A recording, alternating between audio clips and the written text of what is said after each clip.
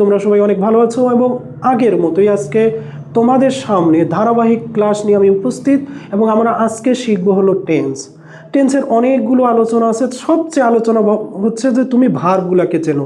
অনেক সময় টেন্স কত প্রকার কি কখন কোনটা তুমি ব্যবহার করবেন তোমার ক্ষেত্রে জানা অজানা অনেক কিছু বিষয় তোমার মাথাটাকে এতটা ঝামেলার মধ্যে রেখে দিবে যে তুমি ডিসাইড করতে পারবেন না what the time is being, the work is happen, all this things that you have to know. So, but most regretful matter is that you are not know about these tricks. So the trick is only you have to know the word. What amount of verb are used in your English languages? This is the main point, and this is the technique that with you can grow your advanced level of English in higher level.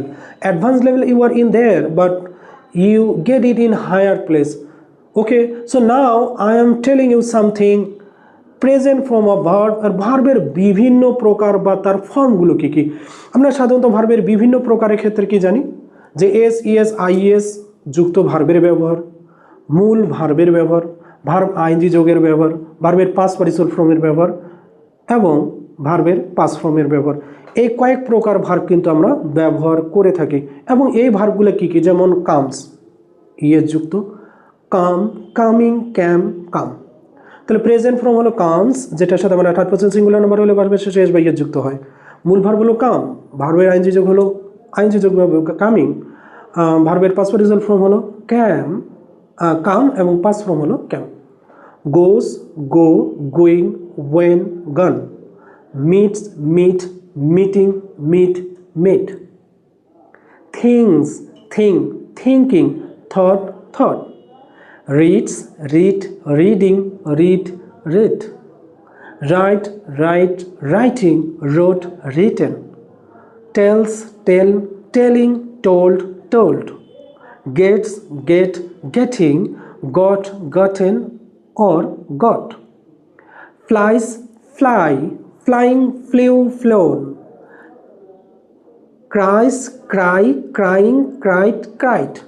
Learns, learn, learning, learned, learned or learned. এই যে সাধারণত আমরা ভার্বগুলো দেখলাম, এই ভার্বগুলো মোটামুটি important. আমাদের কি করতে হবে টেন্সের ক্ষেত্রে আমাদের দুই প্রকার জিনিস ব্যবহার, একটা হলো অক্সিলারি ভার্ব। অক্সিলারি ভার্ব আমাদের টাইমটাকে নির্দেশ করে এবং মেইন ভার্বটা যেটা সেটা আমাদের অ্যাকশনকে নির্দেশ করে।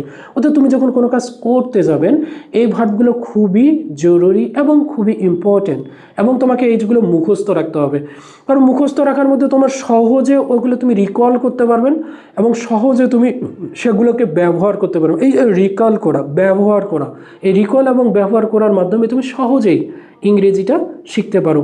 সাধারণত এই ভার্বগুলো অনেক অনেক জরুরি এবং এই ভার্বগুলো তুমি শেখার চেষ্টা করবা, মুখস্থ করার চেষ্টা করবা অর্থ সহকারে। ওকে, থ্যাংক ইউ। দেখা হচ্ছে নেক্সট ক্লাসে।